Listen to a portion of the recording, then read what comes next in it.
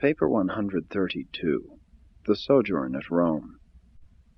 Since Gonod carried greetings from the princes of India to Tiberius, the Roman ruler, on the third day after their arrival in Rome the two Indians and Jesus appeared before him.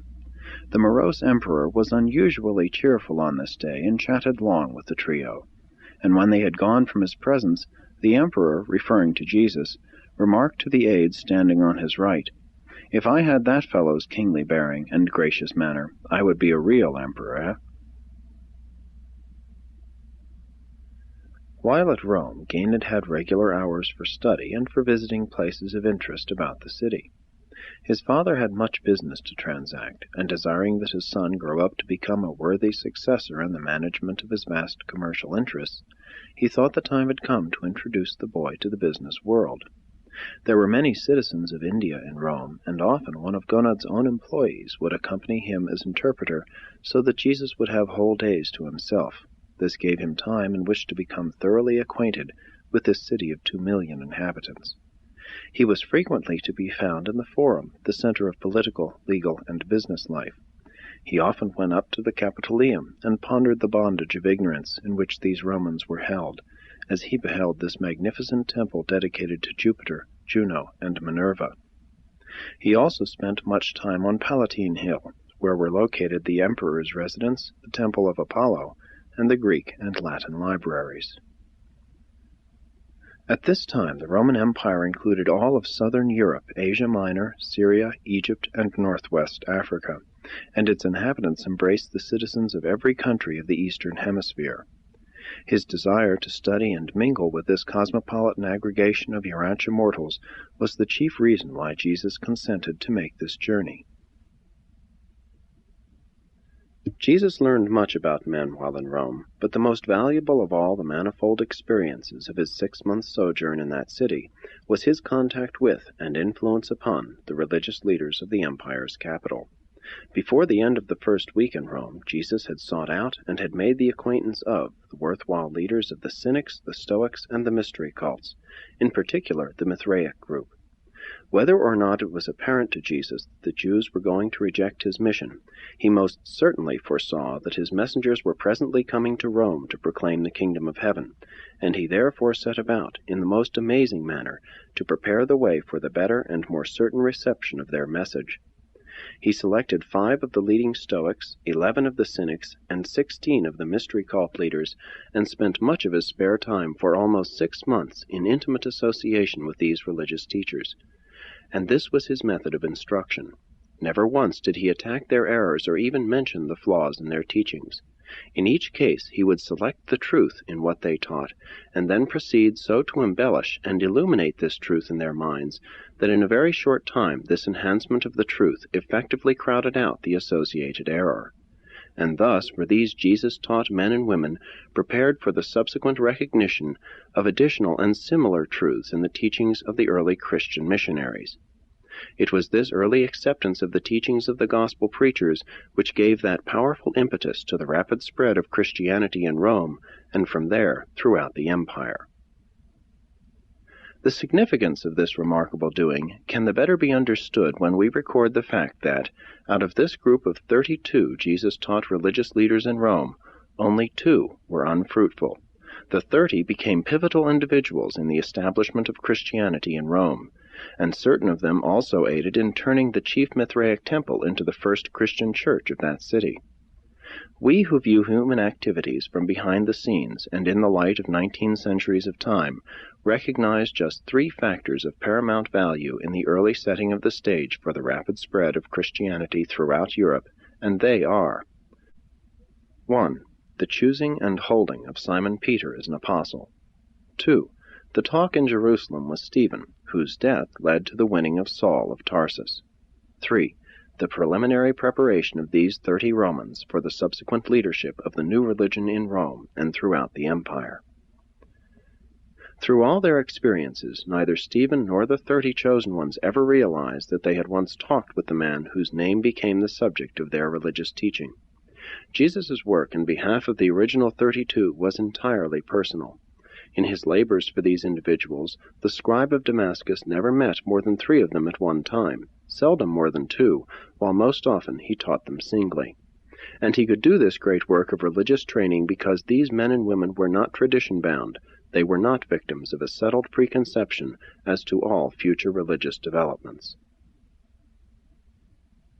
Many were the times in the years so soon to follow that Peter, Paul, and the other Christian leaders in Rome heard about this scribe of Damascus who had preceded them, and who had so obviously, and as they supposed unwittingly, prepared the way for their coming with the new gospel.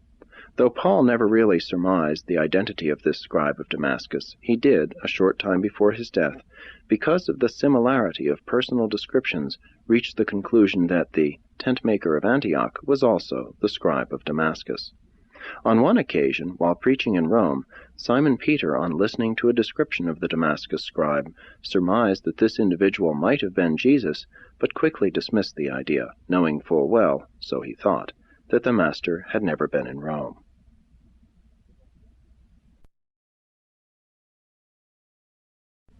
1.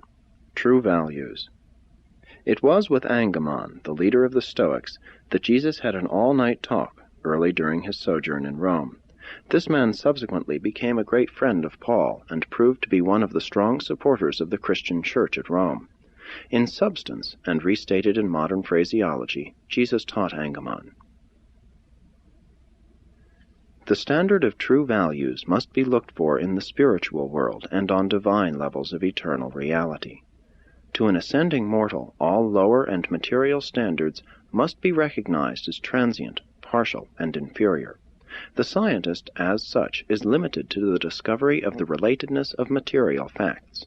Technically, he has no right to assert that he is either materialist or idealist, for in so doing he has assumed to forsake the attitude of a true scientist, since any and all such assertions of attitude are the very essence of philosophy.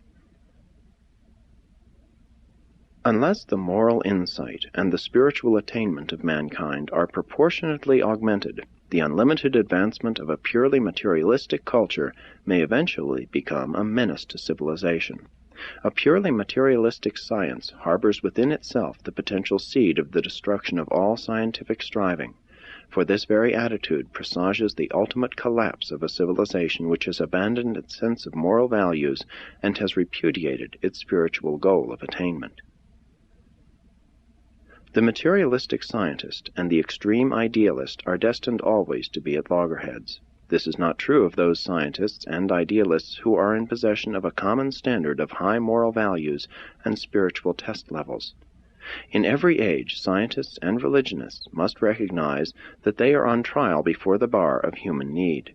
They must eschew all warfare between themselves while they strive valiantly to justify their continued survival by enhanced devotion to the service of human progress. If the so-called science or religion of any age is false, then must it either purify its activities or pass away before the emergence of a material science or a spiritual religion of a truer and more worthy order.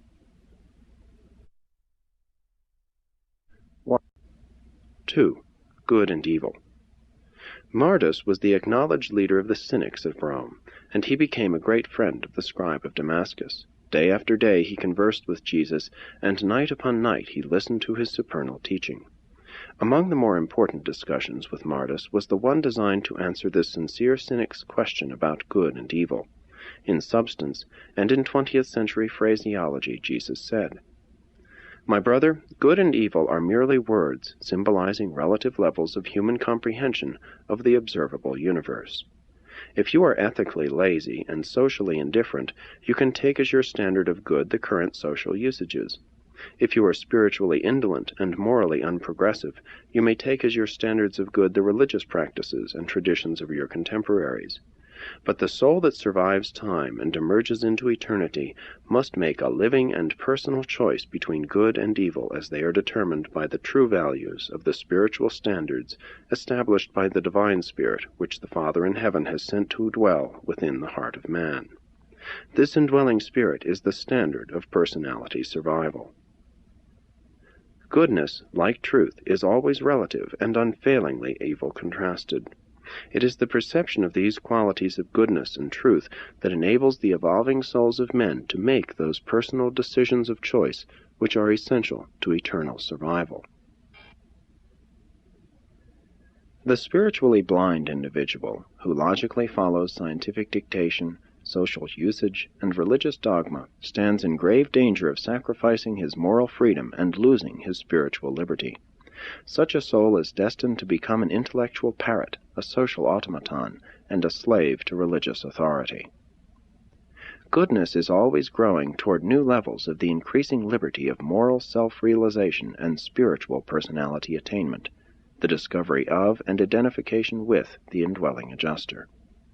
An experience is good when it heightens the appreciation of beauty, augments the moral will, enhances the discernment of truth, enlarges the capacity to love and serve one's fellows, exalts the spiritual ideals, and unifies the supreme human motives of time with the eternal plans of the indwelling adjuster, all of which lead directly to an increased desire to do the Father's will, thereby fostering the divine passion to find God and to be more like Him. As you ascend the universe scale of creature development, you will find increasing goodness and diminishing evil in perfect accordance with your capacity for goodness experience and truth discernment. The ability to entertain error or experience evil will not be fully lost until the ascending human soul achieves final spirit levels. Goodness is living, relative, always progressing, invariably a personal experience, and everlastingly correlated with the discernment of truth and beauty. Goodness is found in the recognition of the positive truth values of the spiritual level, which must, in human experience, be contrasted with the negative counterpart, the shadows of potential evil. Until you attain paradise levels, goodness will always be more of a quest than a possession, more of a goal than an experience of attainment. But even as you hunger and thirst for righteousness, you experience increasing satisfaction in the partial attainment of goodness. The presence of goodness and evil in the world is in itself positive proof of the existence and reality of man's moral will, the personality, which thus identifies these values and is also able to choose between them. By the time of the attainment of paradise, the ascending mortal's capacity for identifying the self with true spirit values has become so enlarged as to result in the attainment of the perfection of the possession of the light of life. Such a perfected spirit personality becomes so wholly, divinely, and spiritually unified with the positive and supreme qualities of goodness, beauty, and truth that there remains no possibility that such a righteous spirit would cast any negative shadow of potential evil when exposed to the searching luminosity of the divine light of the infinite rulers of paradise. In all such spirit personalities, goodness is no longer partial, contrastive, and comparative. It has become divinely complete and spiritually replete. It approaches the purity and perfection of the Supreme. The possibility of evil is necessary to moral choosing, but not the actuality thereof. A shadow is only relatively real. Actual evil is not necessary as a personal experience. Potential evil acts equally well as a decision stimulus in the realms of moral progress on the lower levels of spiritual development. Evil becomes a reality of personal experience only when a moral mind makes evil its choice.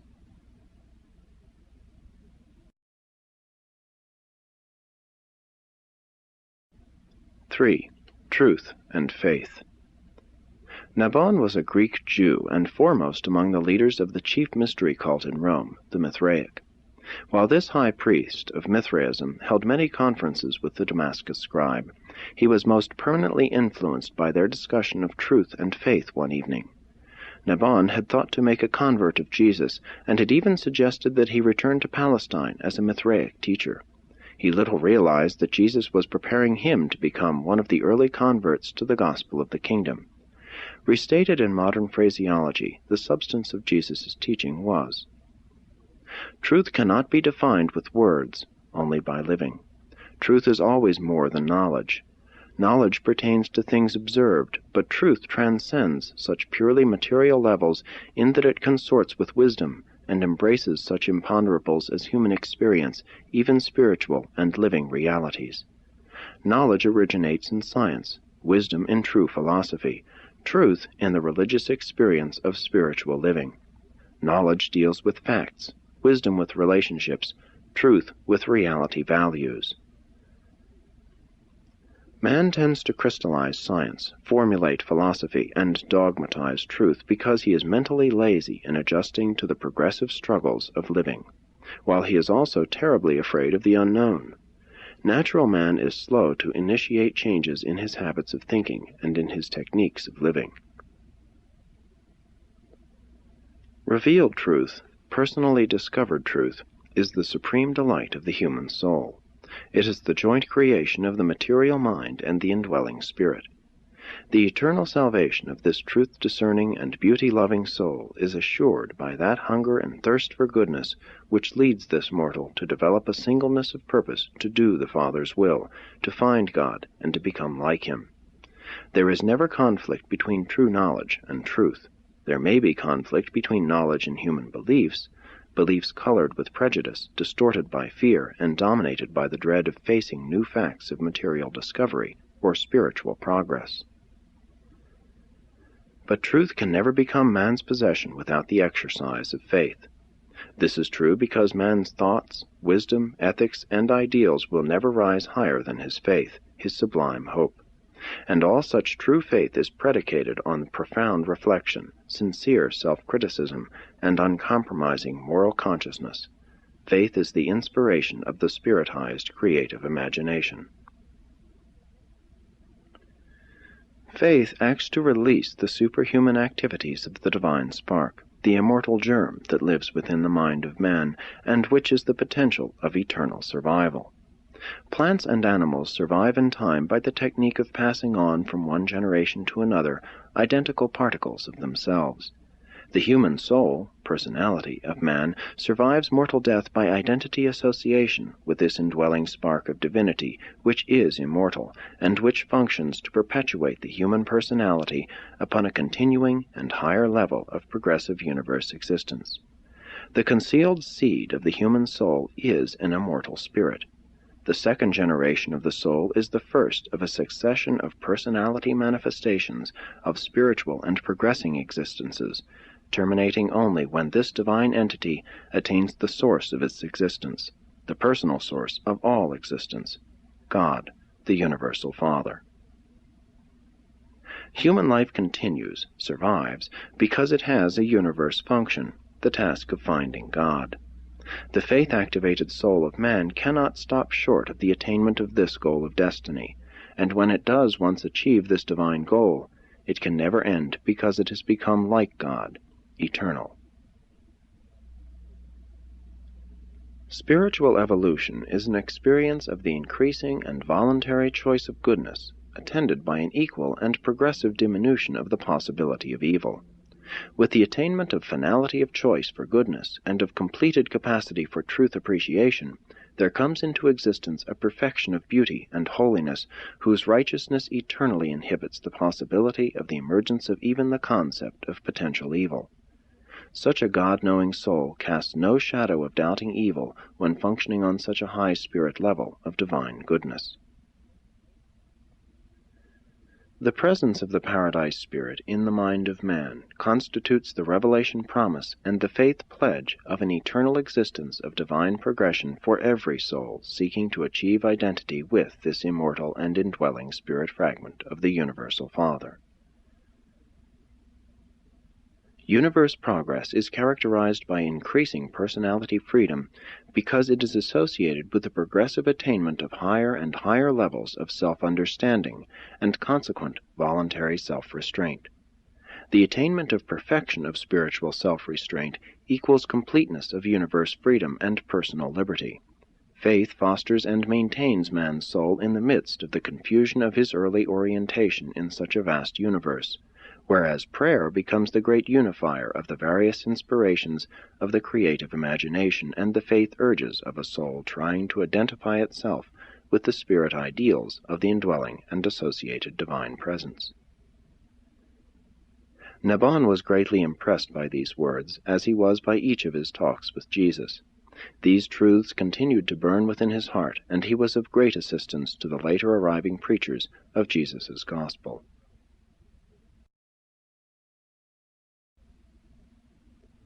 4. Personal Ministry. Jesus did not devote all his leisure while in Rome to this work of preparing men and women to become future disciples in the oncoming kingdom. He spent much time gaining an intimate knowledge of all races and classes of men who lived in this, the largest and most cosmopolitan city of the world. In each of these numerous human contacts, Jesus had a double purpose. He desired to learn their reactions to the life they were living in the flesh, and he was also minded to say or do something to make that life richer and more worthwhile. His religious teachings during these weeks were no different than those which characterized his later life as teacher of the 12 and preacher to the multitudes.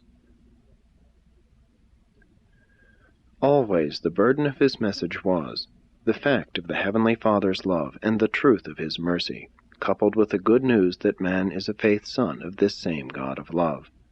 Jesus' usual technique of social contact was to draw people out and into talking with him by asking them questions. The interview would usually begin by his asking them questions and end by their asking him questions. He was equally adept in teaching by either asking or answering questions. As a rule, to those he taught the most, he said the least. Those who derived most benefit from his personal ministry were overburdened, anxious, and dejected mortals who gained much relief because of the opportunity to unburden their souls to a sympathetic and understanding listener. And he was all that, and more. And when these maladjusted human beings had told Jesus about their troubles, always was he able to offer practical and immediately helpful suggestions looking toward the correction of their real difficulties, albeit he did not neglect to speak words of present comfort and immediate consolation. And invariably would he tell these distressed mortals about the love of God, and impart the information, by various and sundry methods, that they were the children of this loving Father in heaven. In this manner, during the sojourn in Rome, Jesus personally came into affectionate and uplifting contact with upward of 500 mortals of the realm. He thus gained a knowledge of the different races of mankind which he could never have acquired in Jerusalem, and hardly even in Alexandria. He always regarded this 6 months as one of the richest and most informative of any like period of his earth life.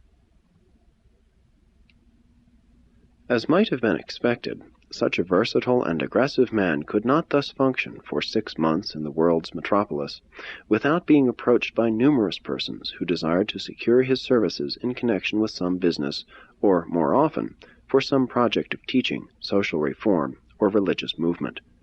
More than a dozen such proffers were made, and he utilized each one as an opportunity for imparting some thought of spiritual ennoblement by well-chosen words or by some obliging service. Jesus was very fond of doing things, even little things, for all sorts of people. He talked with a Roman senator on politics and statesmanship, and this one contact with Jesus made such an impression on this legislator that he spent the rest of his life vainly trying to induce his colleagues to change the course of the ruling policy from the idea of the government supporting and feeding the people to that of the people supporting the government. Jesus spent one evening with a wealthy slaveholder, talked about man as a son of God, and the next day this man, Claudius, gave freedom to 117 slaves. He visited at dinner with a Greek physician, telling him that his patients had minds and souls as well as bodies, and thus led this able doctor to attempt a more far-reaching ministry to his fellow men. He talked with all sorts of people in every walk of life. The only place in Rome he did not visit was the public baths.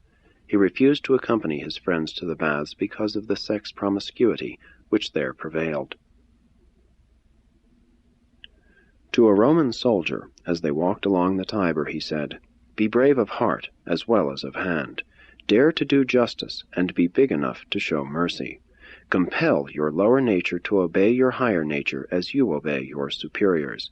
Revere goodness and exalt truth. Choose the beautiful in place of the ugly. Love your fellows and reach out for God with a whole heart, for God is your Father in heaven." To the speaker at the forum he said, "Your eloquence is pleasing, your logic is admirable, your voice is pleasant, but your teaching is hardly true. If you could enjoy the inspiring satisfaction of knowing God as your spiritual Father, then you might employ your powers of speech to liberate your fellows from the bondage of darkness and from the slavery of ignorance. This was the Marcus who heard Peter preach in Rome and became his successor. When they crucified Simon Peter, it was this man who defied the Roman persecutors and boldly continued to preach the new gospel. Meeting a poor man who had been falsely accused, Jesus went with him before the magistrate and, having been granted special permission to appear in his behalf, made that superb address in the course of which he said, "Justice makes a nation great, and the greater a nation, the more solicitous will it be to see that injustice shall not befall even its most humble citizen. Woe upon any nation when only those who possess money and influence can secure ready justice before its courts. It is the sacred duty of a magistrate to acquit the innocent as well as to punish the guilty. Upon the impartiality, fairness, and integrity of its courts the endurance of a nation depends. Civil government is founded on justice, even as true religion is founded on mercy." The judge reopened the case, and when the evidence had been sifted, he discharged the prisoner. Of all Jesus' activities during these days of personal ministry, this came the nearest to being a public appearance.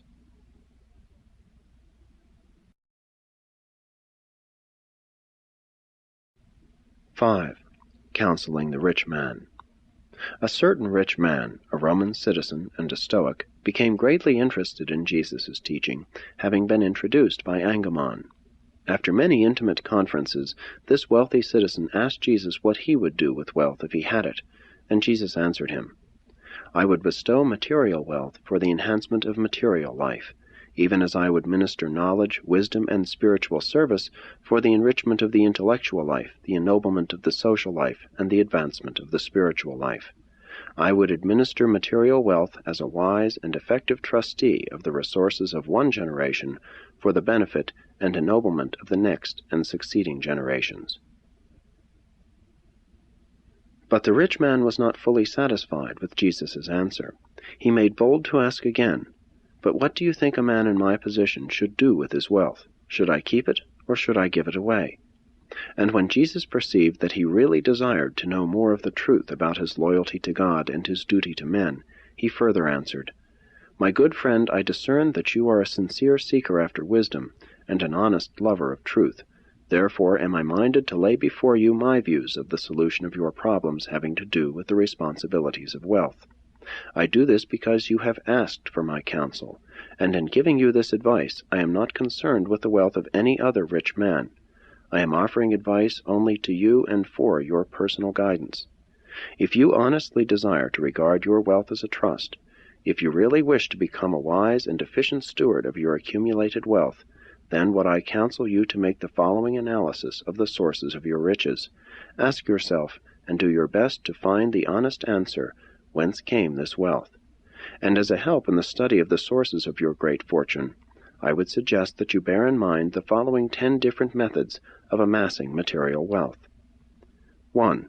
Inherited wealth, riches derived from parents and other ancestors. 2. Discovered wealth, riches derived from the uncultivated resources of Mother Earth. 3. Trade wealth, riches obtained as a fair profit in the exchange and barter of material goods. 4. Unfair wealth, riches derived from the unfair exploitation or the enslavement of one's fellows. 5. Interest wealth, income derived from the fair and just earning possibilities of invested capital. 6. Genius wealth, riches accruing from the rewards of the creative and inventive endowments of the human mind. 7. Accidental wealth, riches derived from the generosity of one's fellows or taking origin in the circumstances of life. 8. Stolen wealth, riches secured by unfairness, dishonesty, theft, or fraud. 9. Trust funds, wealth lodged in your hands by your fellows for some specific use, now or in the future. 10.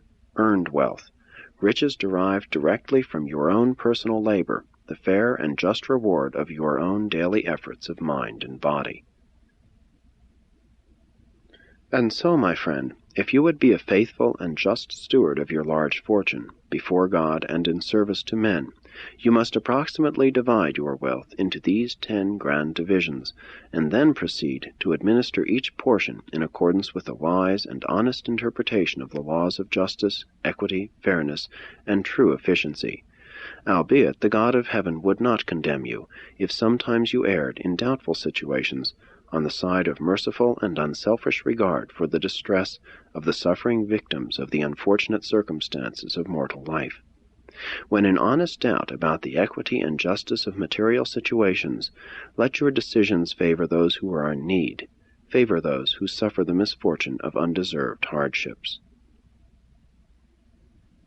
After discussing these matters for several hours, and in response to the rich man's request for further and more detailed instruction, Jesus went on to amplify his advice in substance, saying, "While I offer further suggestions concerning your attitude toward wealth, I would admonish you to receive my counsel as given only to you and for your personal guidance.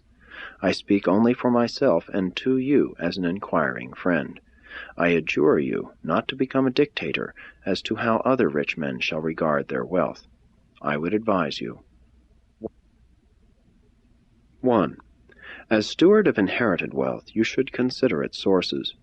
You are under moral obligation to represent the past generation in the honest transmittal of legitimate wealth to succeeding generations, after subtracting a fair toll for the benefit of the present generation. But you are not obligated to perpetuate any dishonesty or injustice involved in the unfair accumulation of wealth by your ancestors. Any portion of your inherited wealth which turns out to have been derived through fraud or unfairness, you may disperse in accordance with your convictions of justice, generosity, and restitution.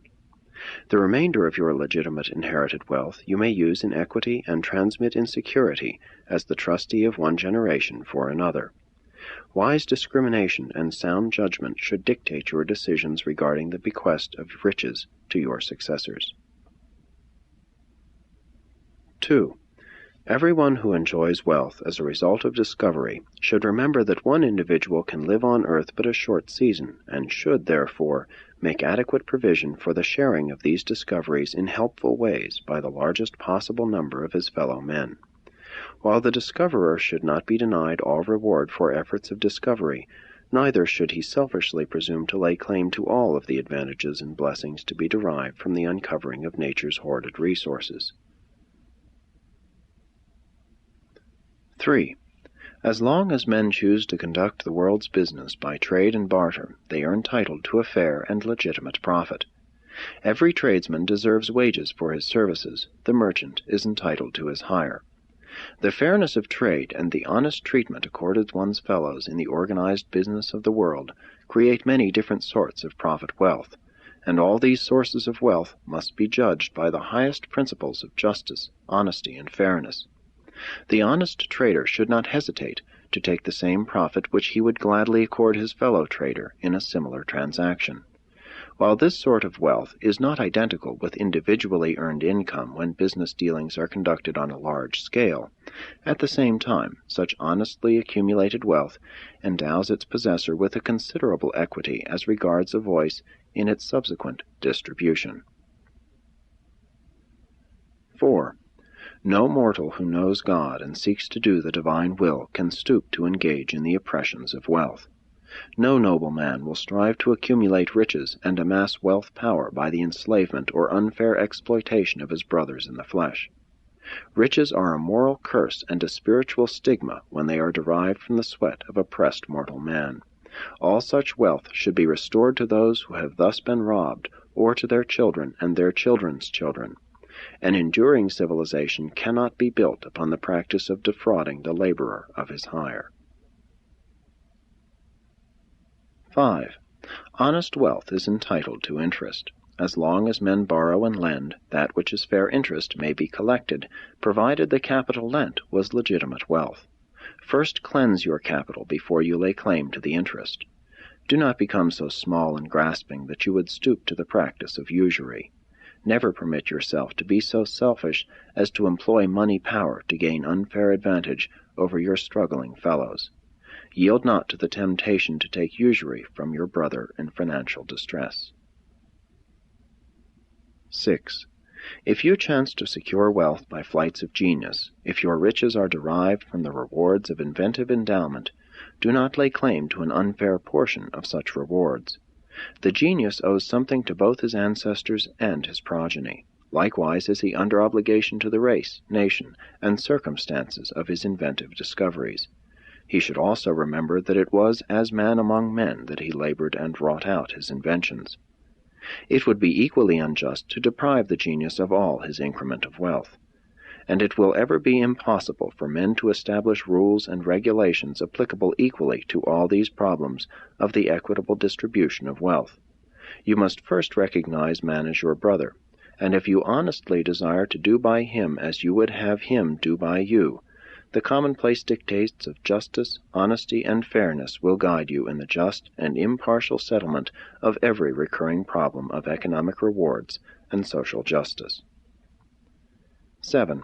Except for the just and legitimate fees earned in administration, no man should lay personal claim to that wealth which time and chance may cause to fall into his hands.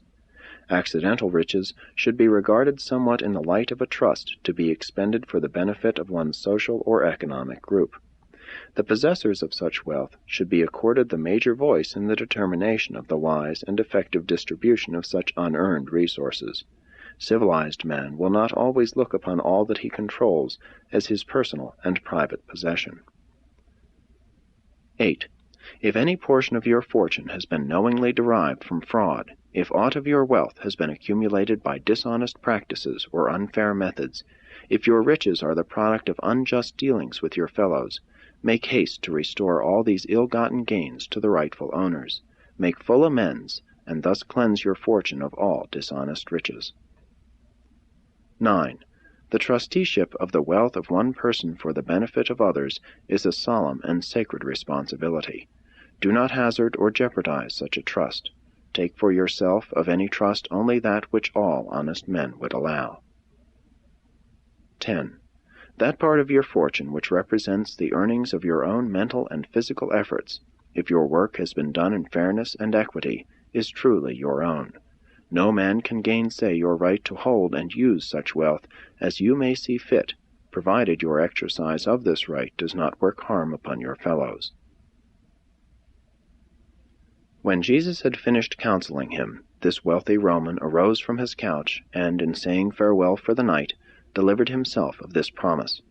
My good friend, I perceive you are a man of great wisdom and goodness, and tomorrow I will begin the administration of all my wealth in accordance with your counsel.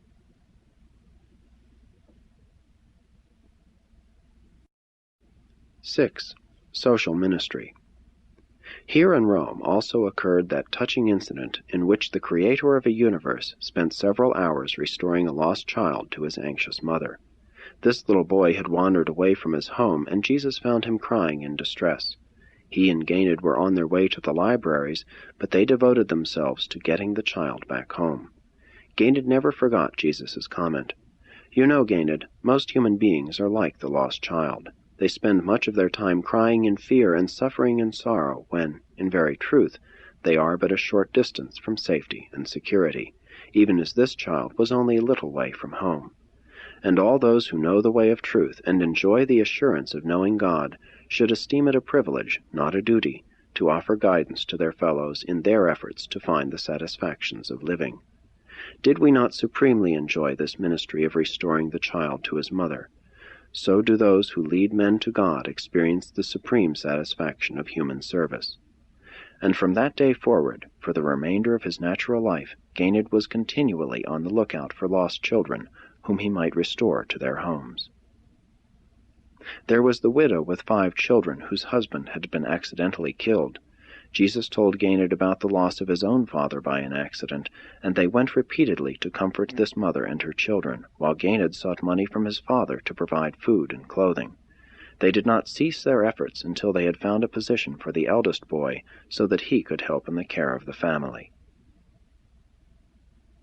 That night, as Gonod listened to the recital of these experiences, he said to Jesus good-naturedly, I propose to make a scholar or a businessman of my son, and now you start out to make a philosopher or philanthropist of him. And Jesus smilingly replied, Perhaps we will make him all 4, Then he can enjoy a fourfold satisfaction in life, as his ear for the recognition of human melody will be able to recognize 4 tones instead of 1. Then said Gonad, I perceive that you really are a philosopher. You must write a book for future generations.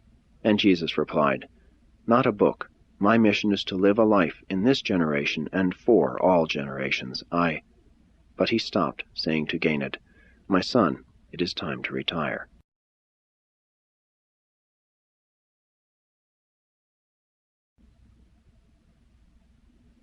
7. Trips about Rome. Jesus, Gonad, and Gonad made 5 trips away from Rome to points of interest in the surrounding territory. On their visit to the northern Italian lakes, Jesus had the long talk with Gonad concerning the impossibility of teaching a man about God if the man does not desire to know God. They had casually met a thoughtless pagan while on their journey up to the lakes, and Gonad was surprised that Jesus did not follow out his usual practice of enlisting the man in conversation, which would naturally lead up to the discussion of spiritual questions.